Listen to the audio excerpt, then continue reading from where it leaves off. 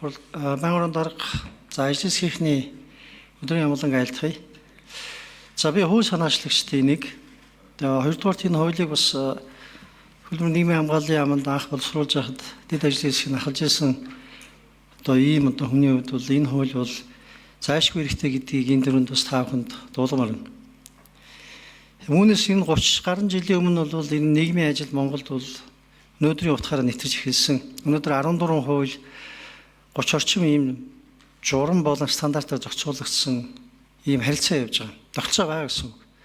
Тэгэхээр тогтолцоонд байгаа боловч нэгдмэл ийм эрх зүйн орчин байхгүй ийм л зүйл байгаа. Тэгэхээр бидний энэ хуулийн гол зорилго бол энэ тогтолцоонд бий болжсэн зүйлийг эрх зүйн орчинтой болгож байгаа талаас нь онцгой аж холбогдолтой шүү гэдэг л. Сая хэлж ийн халамж, хөлбөмбөгийн эрхлэлт, эрүүл мэнд, боловсролын сайн салбарууд бүгд нь нийгмийн ажлын тодорхой үр шимүүд дэвтэрсэн. Тэр битгий л шүүгийн шийдвэр биелүүлэх үйл ажиллагаа ч гэсэн нийгмийн ажил байж байгаа. Цаашдаа гэсэн энэ бол өргөж ийм чиг хандлагатай байгаа. Тэр ийм чиг хандлагатай байгаа үед нь бол ингээд эрх зүйн нэгдмэл орчингуй байх нь бол өөрөө энэ тогтолцоог цааш нь бол мэрэгжлийн түвшинд бид удирдах явах боломжийг бол хязгаарлаад байгаа. Яг л хэзээ салангад ийм удирдлагатай яг тухайн салбарынхаа онцгой шалтгаалсан байдлаар тэнд бол үндсэндээ санхүүгийн болон хүний нөөцийн удирдлага хийж байгаа. Гэхдээ хөгжлийнх нь буюу хүний нөөцийн хөгжлийн удирдлага бол огт хийгддэг. Мэргэжлийн удирдлага байхгүй гэж.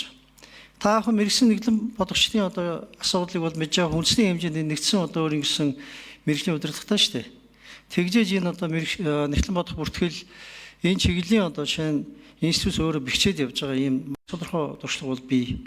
Тэр энийг энэ хуулиар бидний энэ шинэ санаачилж байгаа саран чулуун гишүүнээр ахлуулсан ажлын хэсгийн гишүүдийн санаачилсан энэ хуулиар бол мэргэжлийн удирдлагатай болох чиглэлээр өөрийнх нь төрийн бус байгууллагт нэрхийн болгосон бас шинэ туршлага юм байна. Төрийн зарим чиг үүргийг төрийн бус байгууллага шилжүүлж байгаа том туршлагыг хуульчилж байгаа бас хэлбэр сайн үр дүнгууд гарч байгаа. Тэрэндээ суурилсан байдлаар энэ хуулинд бол онцгой тусагдсан.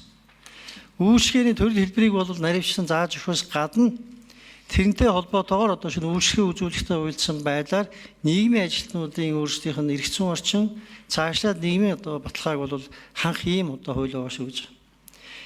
Нийгмийн ажилтнууд өнгөрсөн энэ бараг 10 гаруй жил энэ хуулийг санаачсаас нь ахуулаад тухайн үед бас төрийн захиргааны байгууллагаар иргэжсэн байнга энэ хуулийг та бүхэн оруулаад батлаад өгөөч гэдэг ийм хүсэл явж ирсэн.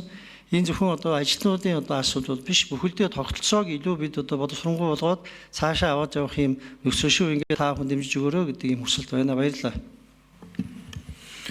За үг хэллээ. За Наран баярагч асуулт асууя.